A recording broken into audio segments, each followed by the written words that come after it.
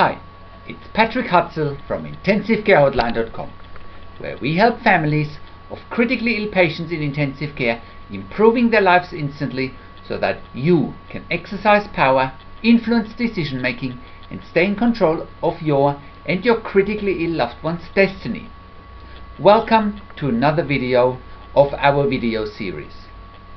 Now, in this video, I want to show you, or more importantly, I want to tell you how you can follow a proven system to avoid the 3 most dangerous mistakes you are making, but you are unaware of, if your loved one is a long-term ventilated patient with tracheostomy in intensive care. Avoid these mistakes and you can exercise more control and gain influence fast in an environment where other people are in control. If you get this one wrong, you will lose control fast during a time where your critically ill loved one and your family needs you the most. It's hard to ask the right questions without the behind the scenes insights. Long-term mechanical ventilation with tracheostomy in intensive care means if your critically ill loved one has been in intensive care for 20 to 30 days or more and you feel like your critically ill loved one is not progressing. This video gives you a summary and takeaway action steps that'll show you how to stay in control of the situation and gain influence fast. Okay, welcome to another one of our video series on IntensiveCareHotline.com, and once again, congratulations for taking action and getting informed and taking control. Just by doing that, you stand out from the rest of the families in intensive care, and it will give you an edge when you're dealing with the challenges, difficulties and complexities in intensive care. Our video series will help you finding your voice in the jungle of complexities surrounding intensive care. Watch this video and you get a summary and takeaway action steps that'll help you to stay in control, gain power and influence decision making. By the end of this video, you will have discovered 3 killer tips and strategies how to prevent mistakes you are making while your loved one is long-term ventilated with tracheostomy in intensive care. How you can eliminate fear, frustration, stress, struggle and vulnerability. You get crucial behind the scenes insight so that you understand what is really happening. You get the bigger picture and the massive challenges about the long-term ventilation with tracheostomy. How to break out of the vicious cycle of long-term ventilation with tracheostomy. Why your critically ill loved one may be neglected and what you can do about it. How you can control and influence the situation. How you can further expand your knowledge of the secret intensive care language so that the intensive care team knows you are an insider. Why and how your ancestors are impacting on your current situation. How you need to look at your loved one's quality of life. What you need to understand about the healthcare budget in an intensive care unit and how it relates to your loved one's long-term ventilation with tracheostomy. And why most intensive care units have a negative and limited mindset and how you can break this mindset. Also, watch our previous video, follow this proven system to avoid the 3 most dangerous mistakes that you are making but you are unaware of if your loved one is a critically ill patient in intensive care. And the same applies here. You need to avoid these mistakes because otherwise you can't exercise control, power and influence in an environment where other people have a lot of more perceived control than you have. The previous video ties in with this video, and even though your critically ill loved one should be out of the most acute phase in intensive care if they are long-term ventilated with tracheostomy, he or she is very likely still fairly sick, and there are some useful takeaway points in this video that tie right in with the other video. Now here you will also discover how to effectively deal with fear, frustration, stress and vulnerability. Chances are that if you have come to seek help and advice in this video, you are seeking answers to your questions, because your loved one is a long-term ventilated patient with tracheostomy in intensive care, and you, your family and your critically ill loved one are experiencing one of the most stressful and traumatic times in your life, and you're probably feeling overwhelmed, stressed, frustrated and vulnerable. But remember, knowledge is power, and in this video you will discover a lot of insights and takeaway action steps that will help you to stay in control and have control, power and influence if your loved one is a long-term mechanically ventilated patient in intensive care with tracheostomy.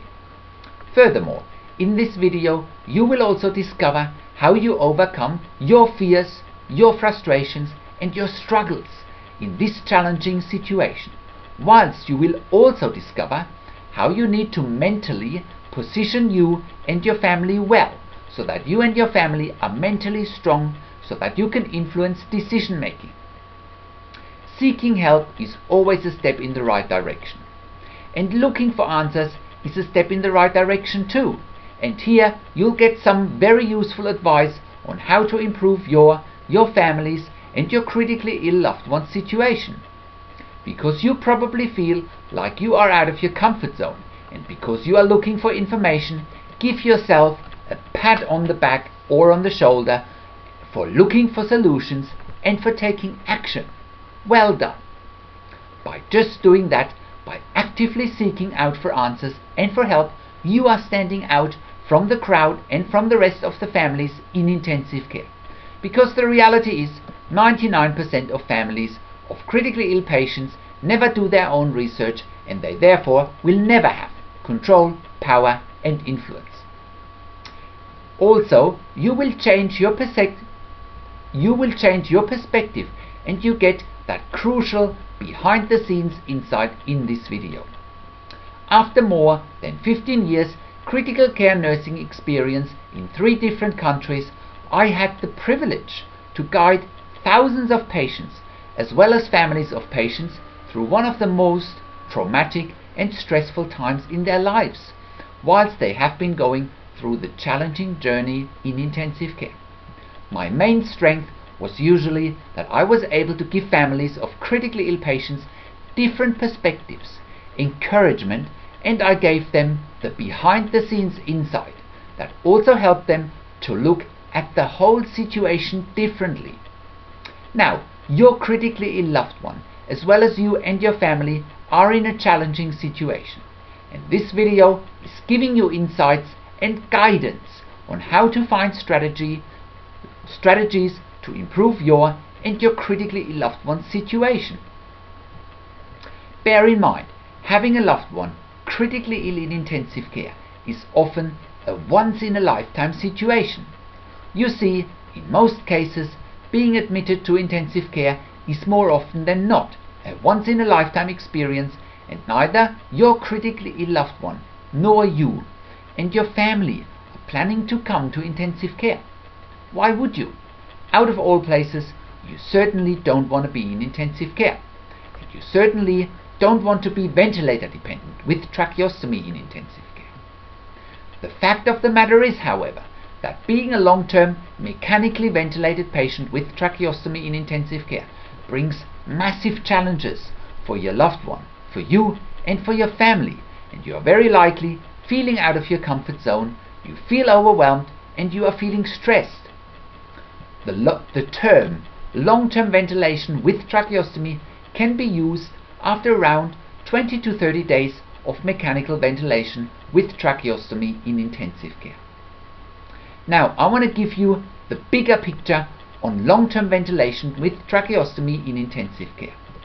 To give you a bigger picture overview, mechanical or invasive ventilator dependency with tracheostomy is on the rise.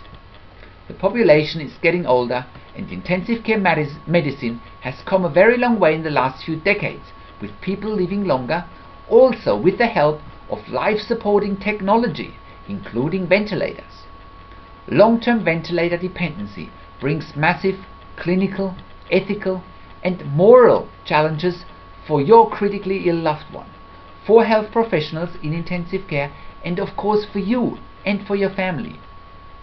If your loved one is ventilator dependent with tracheostomy in intensive care, chances are that he or she has got or has had a number of issues going along with the ventilator dependency, ranging from trauma, cardiac surgery, pneumonia, or COPD, amongst other respiratory issues such as muscle weakness, muscle dystrophies, paraplegia, quadriplegia, etc. Your critically ill loved one has probably come a long way if he or she is out of the induced coma and is now at the stage where he or she is mechanically ventilated with tracheostomy. It means that your loved one is probably more stable than he or she was before having the tracheostomy, but the intensive care team also perceived this to be the best way forward for your critically ill loved one in order for his or her comfort, safety, and well-being. The ventilator dependency also comes with massive challenges, and it means that even if your loved one is otherwise medically stable, that he or she is dependent on a ventilator for life support and is therefore dependent on other people in intensive care. This is the very reason why your loved one is still in intensive care, because caring for somebody on a ventilator requires the specialist skills of a qualified critical care nurse or a respiratory therapist in the US or in Canada. One of the major challenges that I have seen over and over again when caring for long-term mechanically ventilated adults and children with tracheostomy in intensive care is depression. The more awake and the more alert your loved one gets in intensive care, the more frustrated he or she will get, as intensive care is just not the right environment for somebody to be in once they are medically stable. However, the ventilator dependency is keeping your loved one in intensive care.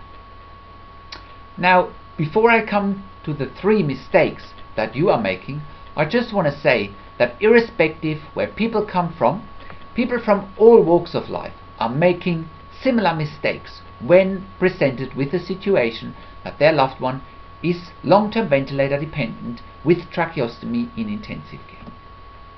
In more than 15 years intensive care nursing, I have met people from all walks of life, and people of course are different. I have met rich people, I have met poor people, I have met young people, I have met old people, I have met people with supportive families, and I have met people with less supportive families. It doesn't really matter.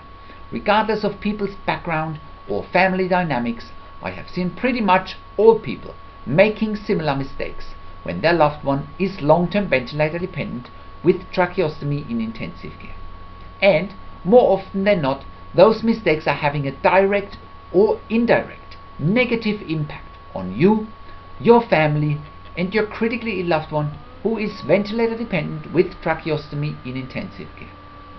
Let's start with the 3 common mistakes that I see over and over again, and those mistakes that you are consciously or unconsciously making usually have a negative impact on your critically ill loved one. Mistake number 1.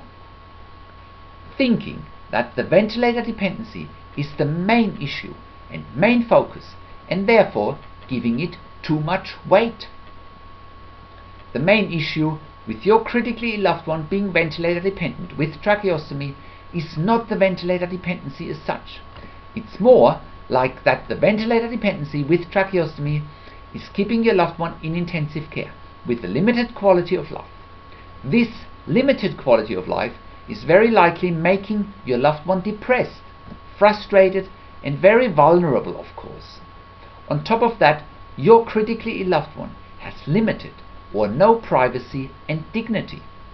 It might also make you and your family depressed and frustrated because you are spending too much time in intensive care, with the result that your and your family's quality of life is suffering as well.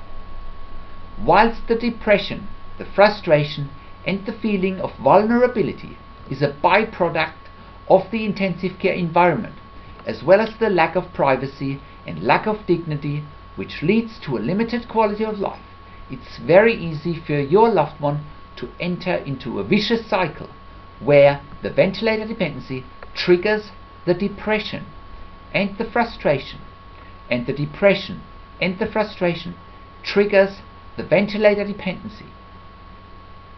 It's therefore crucial for your critically ill loved one to break out of this vicious cycle, which is hard to achieve after being in intensive care for a long period of time.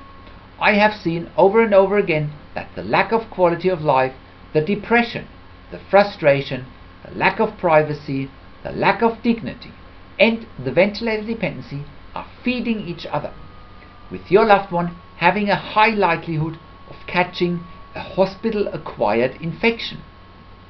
An infection would only feed the vicious cycle and is usually making things worse before things get better.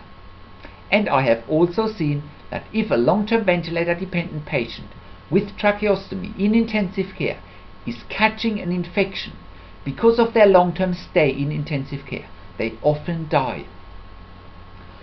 What I have just described around depression, frustration, lack of quality of life, lack of privacy, and lack of dignity in intensive care is certainly applicable if your loved one is conscious and awake.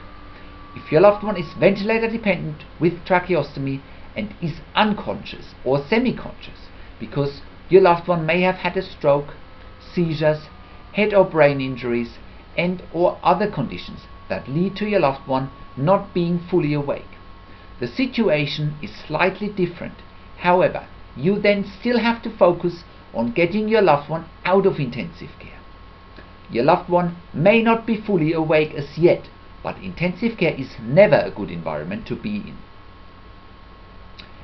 Now, how can you break this vicious cycle? Now, in many countries around the world, current intensive care paradigms do not allow for thinking outside of the box. Thinking outside of the box would mean to think about alternatives besides having your critically ill loved one in intensive care. It would also mean that the vicious cycle could be disrupted. How and where could that be achieved? In some countries, mainly in Australia, but also in Europe, intensive home care nursing services specifically designed for long-term mechanically ventilated patients with tracheostomy and their families are a genuine, reliable, and quality alternative to a long-term stay in intensive care. Check out intensivecareathome.com.au for more information about services in Australia. That's intensivecareathome.com.au.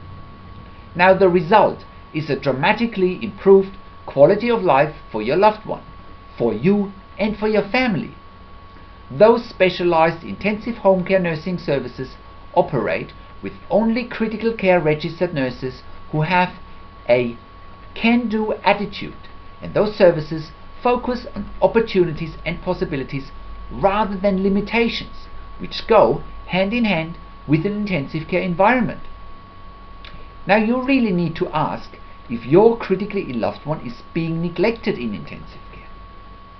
Besides this thinking outside of the box model of care, other things that you can and that you need to focus on in order to foster the best possible outcome for your loved one in intensive care are things like staying positive, focusing on how you can get the best possible care for your loved one.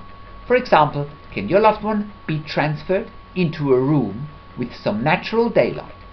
Is there a nurse that your loved one prefers?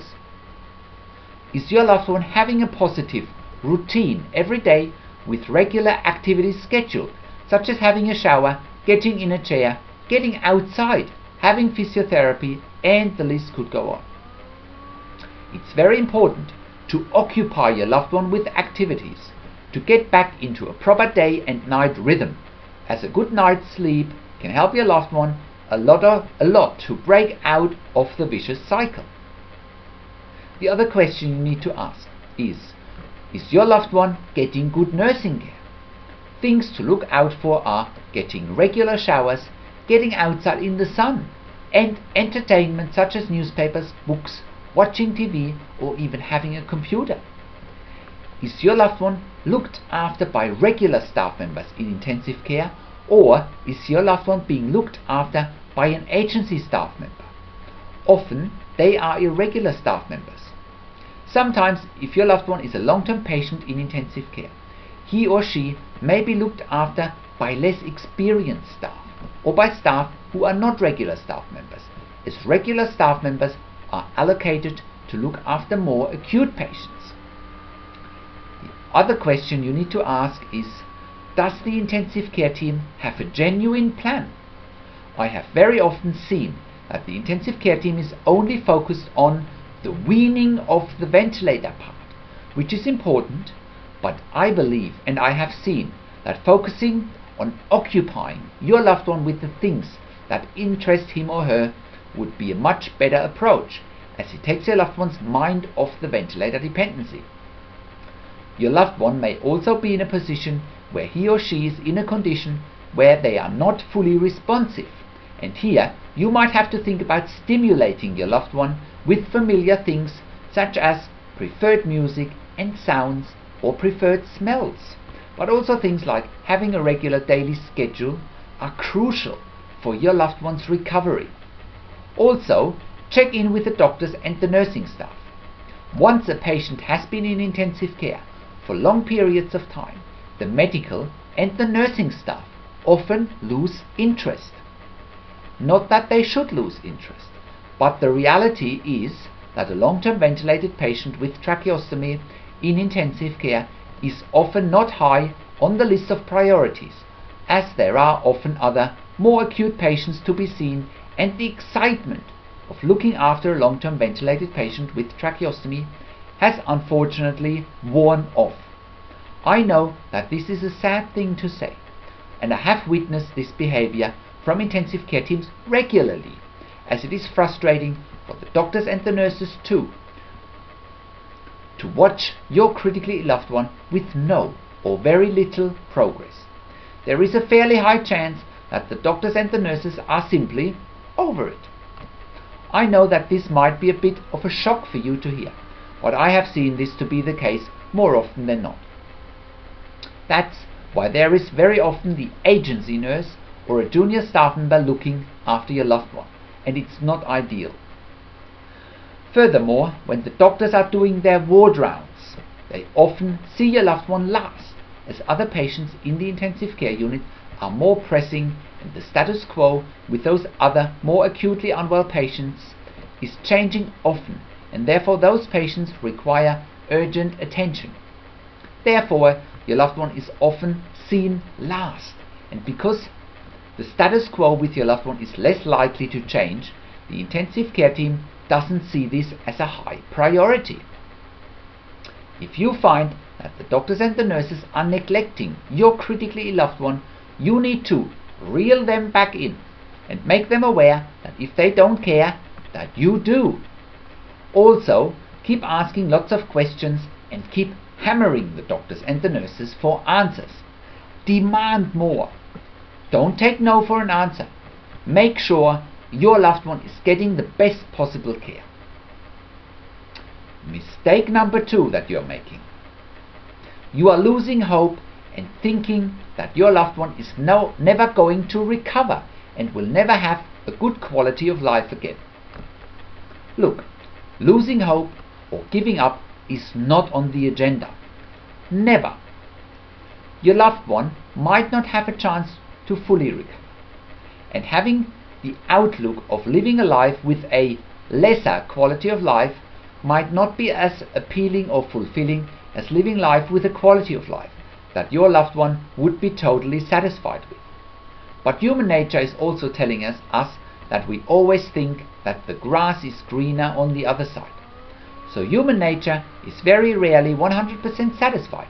However, we do often think that people who don't have the quality of life that a healthy or normal person has are unhappy.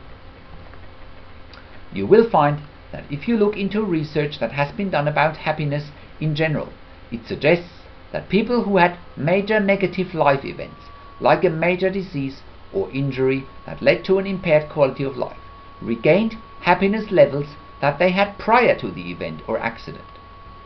I found that to be amazing when I first read about it. Furthermore, because I have also got experience with long-term ventilator dependent adults and children with tracheostomy in the home care sector, and you can check that out at intensivecareathome.com.au, I know for a fact, and I know firsthand, that being at home on a ventilator is improving patients and their families' quality of life and their happiness. Just by being at home and by not being in an intensive care environment makes all the difference. Imagine your loved one being a long-term patient in intensive care, and you walk into their room and you tell them that they can go home next week.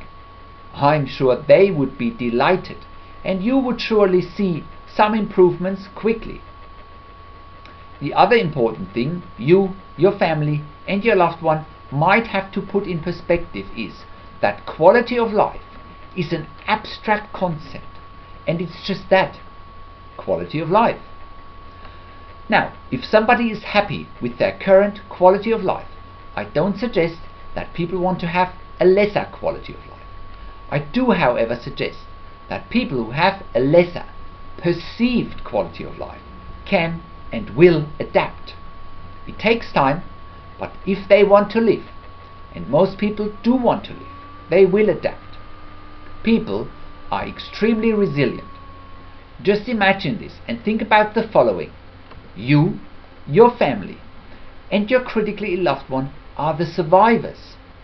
All your ancestors have survived over millions of years, and they must have survived against many odds. Centuries of war, diseases, and famine were the harsh realities most of our ancestors had to deal with. Not so in our day and age. Thank God that these times have gone, at least for now. In today's Western societies, we have other problems that we are dealing with. Our societies have changed from the survival of the fittest to survival of the sickest. And I don't mean that in a negative way, because many of our sick do survive in this day and age. We have to deal with a multitude of other problems where we have to think about making creative arrangements for our sick so that they can have quality of life. But before we make these arrangements, we all have to think more positively that life has things to offer to each and every one of us, even if we don't have the quality of life we once had, or we don't have the quality of life yet again that we once had. And also, we should not be judgmental about what other people's perceptions are about quality of life, and that includes the intensive care team and other health professionals. Quality of life is an abstract concept, and your loved one's perceived quality of life needs to be determined by your loved one and by you and your family, and not by anybody else. You see, there are a lot of grey areas in intensive care and in healthcare, and with people having different points of views and different outlooks on life, we should leave the definition of quality of life up to the individual and not to anybody else. Why do I say this? I say this because I have seen people living with a lesser quality of life where other people would have thrown in the towel, and yet, regardless of people's ordeals, they enjoyed life, and they had things, sometimes seemingly little things, that they loved living for. So what am I really saying is that, number one, the maximization of therapy in intensive care with a less than desired health outcome for your loved one and your loved one's perceived quality of life in the future may just be that, a snapshot, an undesired snapshot of the here and now. It might change, it might not change. If long-term ventilation with tracheostomy in intensive care does not bring the desired health outcome with the outlook of a lesser perceived quality of life for your loved one, it's just that, a lesser perceived quality of life based on the assumptions of the intensive care team and health professionals. Who are the intensive care team and health professionals to judge how you, your family, and your loved one think and feel about perceived quality of life from somebody else's point of view? So make your own judgment and wait. See what happens and do not panic. Also, keep in mind that the discussions and perceptions about quality of life in or outside of intensive care are stipulated by the current trend and the current paradigms of health services funding sources. It basically means that if your loved one was going to be dependent on other people in order to achieve quality of life, your loved one would very likely need some level of nursing care outside of a hospital environment that would only add on to the cost of your loved one's care. Don't buy into that mindset. If your loved one, you and your family agree that he or she needs to go home, regardless of the perceived quality of life, you will find a way to make it work. Don't be discouraged by what some health professionals may think. They are professionals with clinical expertise, and they are not experts on your individual or your loved one's individual views. Number 2, if the long-term ventilation with tracheostomy in intensive care is not leading to the desired health outcome, and your loved one is going to live with a tangible impairment, such as long-term ventilator dependency with tracheostomy, I believe that you, your family, and your loved one are in shock and despair. You are in shock and despair even though you might have seen it coming. That's okay, and everybody will appreciate how you feel. And once again, it's a snapshot, an undesired snapshot of the here and now. The tangible impairments of your loved one's quality of life because of long-term ventilator dependency with tracheostomy is once again very tangible, and you can see how they impact on your loved one's quality of life. Your loved one may be dependent on other people for the rest of their life. That's not a good outlook to start with. However, the sooner you look reality in the eyes, and the sooner you accept the fact that this is how it is, you will gain control and influence fast. You are dealing with the situation, so to speak. You are confronting the situation, and you will find ways and mechanisms to cope. It's unbelievable how resilient people are. People are far more resilient than you could ever imagine. I personally believe that it's the resilience in all of us why mankind has survived over millions of years, and that's almost against many odds. If you are reading this right now, it means you, your family, and your loved one in intensive care are the survivors of millions of generations that have come before you, and if your ancestors didn't have the energy and the resilience to deal with life's setbacks, you wouldn't be here, period. So, take away action steps for you, for your family, and for your loved one. Withhold any judgment on quality of life. Even more important, withhold judgment on perceived quality of life. That's not even reality yet, and something that is perceived and projected into the future. Have an open discussion with the intensive care team regarding the quality of life or the perceived quality of life of your loved one and share your points of view. Do not have limited resources and a scarcity or negative mindset impact on your judgment. Know your loved one. What does he or she want? To what extent is your loved one prepared to go through a prolonged period with little or no progress before quality of life can be restored? Know what external services are available in your area for discharge from hospital that can help you at home. In this day and age, even ventilation at home with tracheostomy is a possibility. As I have mentioned before, check out intensivecareathome.com.au. External services are often positioned to create win-win situations. By that I mean providing home care services as a substitute to a hospital bed, where the hospitals should have an interest in discharging your loved one and also pay for it. Also, your views on those issues and not the views of the intensive care team, who generally only think in hospital or clinical terms, and they don't think outside of the box, will mainly determine the level of control, power and influence you will have over the situations. The reality is, you need to focus on the things that you can control, and you'll be far more powerful. Number 3. Buying into a limiting or negative mindset. You may ask and you may wonder what exactly a limiting mindset or a negative mindset is in the context of long-term ventilation with tracheostomy in intensive care. Now, a limiting mindset is the opposite of an abundant mindset, and a negative mindset is the opposite of a positive mindset.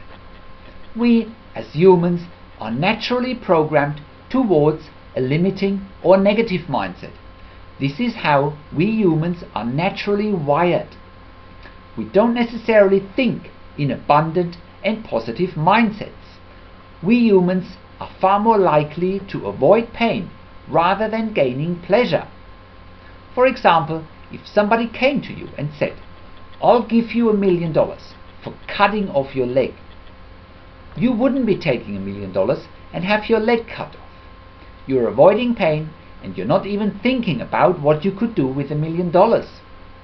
This behavior has served us humans well over millions of years, otherwise we wouldn't be here today. And whilst this avoiding pain instead of gaining pleasure behavior is serving us well in some instances, it's also limiting us in other situations in life, such as with long-term ventilator dependency with tracheostomy in intensive care. The intensive care environment, even though it's generally full of optimistic people, is also an environment full of people who are trying to avoid pain instead of gaining pleasure. It comes with the territory. In intensive care, we have to be cruel to be kind. This is the ultimate limiting mindset or negative mindset, I believe. In mistake number 1, I have highlighted the fact that breaking through the vicious cycle of depression, ventilator dependency is crucial, and yet we often fail to achieve it in intensive care because of the environment, the resources available, and also because of the limiting and negative mindset. So in order to change our mindset, we need to start thinking in abundant and positive terms, rather than limiting our thinking to the intensive care environment or limit our thinking to the ventilator dependency that drives depression, frustration and vulnerability, which in turn drives the ventilator dependency. We must elevate our thinking to break out of this rut. We can never solve a problem if we are thinking at the same level where the problem was created, which means we need to break out of the limiting intensive care thinking that holds your loved one in intensive care. How much better would it be to have your loved one in a different and more positive and abundant environment? How much better would it be to have your loved one not limited to an intensive care environment? Just forget for a minute that your loved one is still in intensive care, and forget for a minute that your loved one is still ventilator dependent with tracheostomy. What if there was a solution to break out of this dilemma? What if somebody would walk into your loved one's room and said, "You can go home next week"? How would your loved one react? Do you think your loved one would contemplate his or her ventilator dependency for a minute? All he or she would hear is "home," and you would see a big smile on their face. The smiles would probably be all over you and your family's face as well. But your loved one wouldn't think about the perceived limitations in the first place. All your loved one would see initially is the abundance and positivity that a place like home would bring, as opposed to a place like intensive care. That is as far as your thinking goes. That is the first thing you need to control. I know that this is easier said than done, because in a situation where other people have a lot more perceived control than you have, you feel out of your comfort zone already. But start with controlling your thinking first, and start thinking in abundant and positive terms first, and not in limiting and negative terms. Think about it. What would happen to your loved one if you, your family, and your loved one would change your thinking? What if your loved one didn't have this limitation? He or she would be free to go home. By changing your thinking, you are breaking the vicious cycle or the perceived limitations. Optimism, positive thinking, and abundant thinking is going a long way. Something no antidepressant drug that your loved one may be getting can ever achieve. Giving your loved one antidepressant drugs is only adding on another layer of limiting beliefs. Imagine your loved one is getting antidepressant drugs instead of actively pursuing a different solution, instead of breaking out of your loved one's dilemma. It can't be more limiting, I think. Also, keep in mind at all times that because intensive care units tend to be highly political places where decision making is often not linear and often made in light of funding and budget arrangements that you generally have no control and no insights about. Therefore, thinking outside of the box and looking at options that are outside of intensive care may not be perceived as in the best interest for the intensive care unit. After all, many hospitals and intensive care units in particular are places that don't want to give patients and their families choice. You will often find an antiquated model within intensive care, and the mindset of the intensive care team is often that we know what's best, and they therefore want to limit choice for you, for your family, and for your critically ill loved one. So what's the next step towards liberation? Now, depending on where you are while you are reading this, there may be a solution available that you are even unaware of, because as I have mentioned, in countries like Australia, in some parts of the United States, in Germany, in Austria, and in Switzerland, specialized intensive home care nursing services are available, and they provide 24/7 services for long-term mechanically ventilated adults and children with tracheostomy and their families. As I said, check out intensivecareathome.com.au for more information. Now, here are your action steps to avoid the limiting mindsets or negative mindset in the first place, and start thinking with a more abundant mindset and positive mindset. You need to have an awareness that we humans come hardwired with a limiting beliefs mindset and limiting beliefs system that serves us well in many situations in life. The limiting beliefs mindset in your family's and in your loved one's situation is just that, a limiting mindset that is counterproductive in your situation. Start thinking in abundant and positive terms, and keep asking yourself what would happen if somebody told your loved one that he or she would be free to go home next week. Your loved one would lighten up.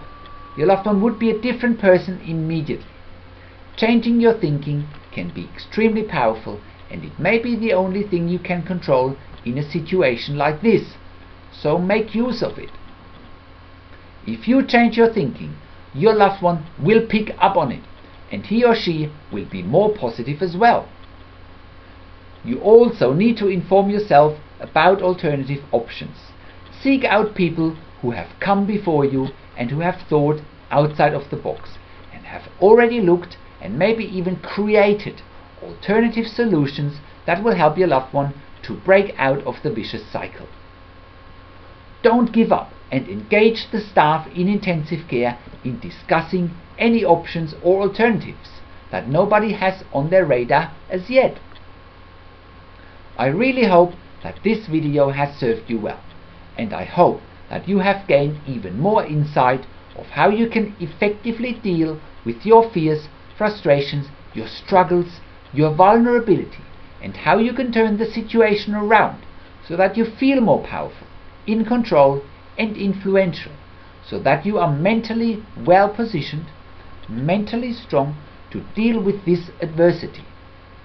Hopefully, I was able to elevate your thinking and also to lift your spirits. I also hope that I will see you in one of our other videos so that you can find even more strength, more power, more energy, greater influence, and also hope in your challenging journey through the intensive care landscape. For more information on a variety of topics within intensive care, check out our free reports and ebooks, and also check out our videos and audios. And also read our blog for more tips and strategies, and also check out our Your Questions Answered section, where we answer your questions. You can also send me an email to support@intensivecarehotline.com if you have another question. Thank you so much for watching this video, and I'll see you again in another video.